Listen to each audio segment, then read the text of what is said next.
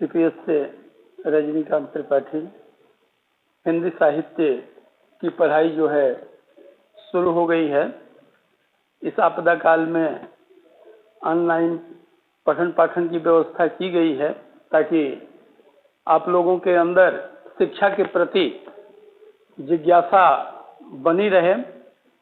पहले आपको रैदास के पद के बारे में जानकारी दी गई, फिर रामविलास शर्मा के द्वारा रचित धूल पाठ को पढ़ाया गया।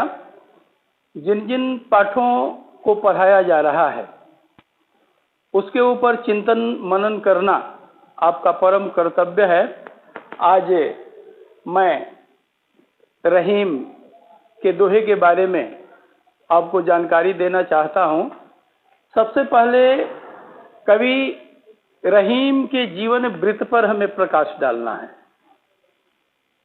कवि रहीम 1556 ईस्वी में लाहौर में जन्म लिए, जो आज पाकिस्तान का हिस्सा बना हुआ है। कवि रहीम का पूरा नाम अब्दुल रहीम खान खाना था। रहीम हिंदी, संस्कृत, अरबी और फारसी के महान विद्वान थे और रहीम के द्वारा जो भी नीति परख या भक्ति परख दोहे की रचना की गई, उन रचनाओं में संस्कृत निष्ठ कवियों की छाप जो है परिलक्षित। पर उपसर्ग है, इक्ष धातु है, इत प्रत्यय है, यानी स्पष्ट रूप से दिखलाई देती है, परिलक्षित।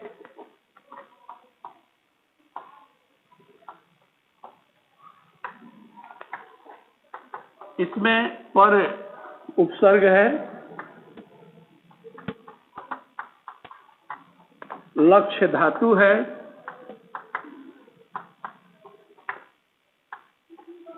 इत प्रत्यय। इन शब्दों के संयोग से परिलक्षित शब्द का निर्माण हुआ है, जिसका अर्थ देखना होता है। साथ ही कवि रहीम मध्यकालीन दरबारी संस्कृति के प्रतिनिधि कवि माने जाते थे। मध्यकाल में दरबारी संस्कृति के प्रतिनिधि कवि रहीम को माना जाता है, कहा गया है। साथ ही ये अकबर के दरबार में रहा करते थे। ये नवरत्नों में एक रत्न की गणना इनकी की जाती थी। अकबर के दरबार में जो नवरत्न रहा करते थे, उन नवरत्नों में ये एक रत्न थे। मुसलमान होने के बाद भी ये अपनी रचनाओं को हिंदी भाषा में ही विशेष रूप से लिखा। हिंदी, संस्कृत, अरबी, फारसी के प्रति इनकी रुझान जो है प्रबल रही।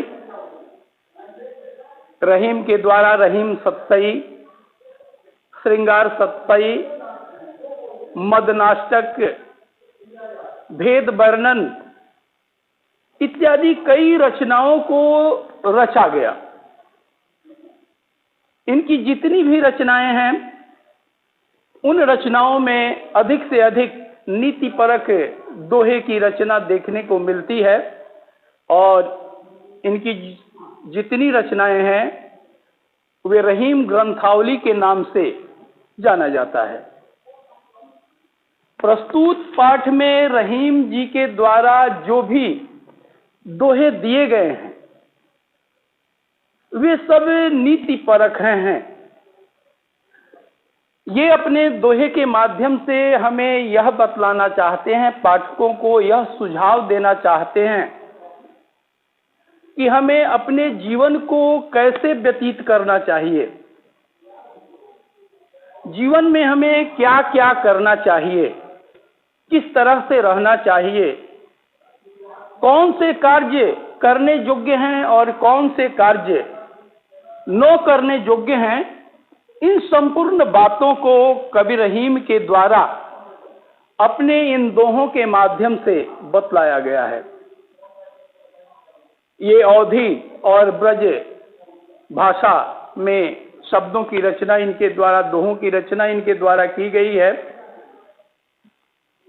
रहीम के ये दोहे पाठकों को सहज रूप से, सहज भाव से याद हो जाते हैं, कारण कि रहीम अपने संपूर्ण दोहों में सरल, सहज और सुंदर से सुंदर शब्दों का प्रयोग इनके द्वारा किया गया है। इस तरह से हम कवि रहीम के पहले दोहे को देखेंगे। कवि रहीम अपने पहले दोहे के माध्यम से मनुष्य के बीच जो आपसी प्रेम संबंध है, उस प्रेम संबंध के महत्व का वर्णन करते हैं। रहीम का कहना है,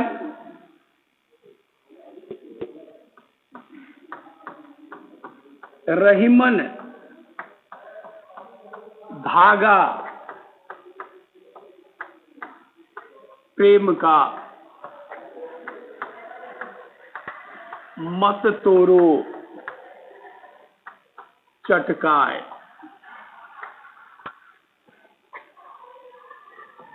टूटे फिर ना जुड़े,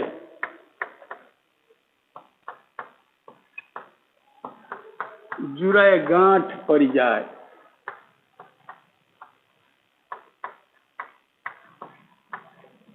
कविवर रहीम अपने इस दोहे के माध्यम से मनुष्य के आपसी प्रेम सौंदर्य का बखान उनके द्वारा किया गया है। कविवर रहीम का यह जो छंदोबद्ध दोहा है, इसमें पहला भाग जो है 13 चरणों का है और दूसरा भाग 11 चरणों का है। पहले भाग में 13 मात्राएं और दूसरे भाग में 11 मात्राएं। पहले भी मैं आपको बतलाया था कि दोहों में, छंदों में, पदों में, कविताओं में मात्राओं की गणना ह्रस्व और दीर्घ स्वर के आधार पर की जाती है। अगर ह्रस्व स्वर है तो 1 मात्रा, अगर दीर्घ स्वर है तो 2 मात्रा। और इस तरह रहीम के द्वारा इसमें रूपक और श्लेष अलंकार का प्रयोग किया गया है। धागा प्रेम, धागा प्रेम में श्लेष अलंकार है। धागा प्रेम में रूपक अलंकार का प्रयोग इनके द्वारा किया गया है।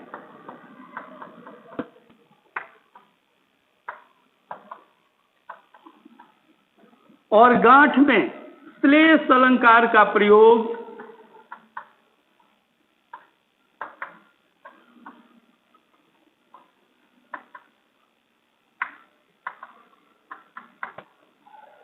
यहां धागा प्रेम में रूपक अलंकार का प्रयोग कवि रहीम के द्वारा किया गया है। धागा उपमान है और प्रेम उपमेय है। उपमेय को उपमान में ही आरोपित कर दिया गया है। प्रेम को ही धागा का स्वरूप मान लिया गया है, इसलिए यहां रूपक अलंकार हुआ। और गांठ 2 अर्थों में यहां प्रयोग किया गया है, इसलिए गांठ में श्लेष अलंकार, श्लिष्ट यानी चिपका हुआ, समीप में बैठा हुआ। तो कविवर रहीम संसार के सभी मनुष्यों को संबोधित करते हुए कहते हैं कि प्रेम रूपी धागा अखंड होता है, कोमल होता है। कवि रहीम का कहना है कि मनुष्यों के बीच जो आपसी प्रेम है, आपसी प्रेम रूपी जो बंधन है, धागा है, वह अखंड और कोमल होता है, जो देखने में अत्यंत ही सुंदर दिखलाई देता है।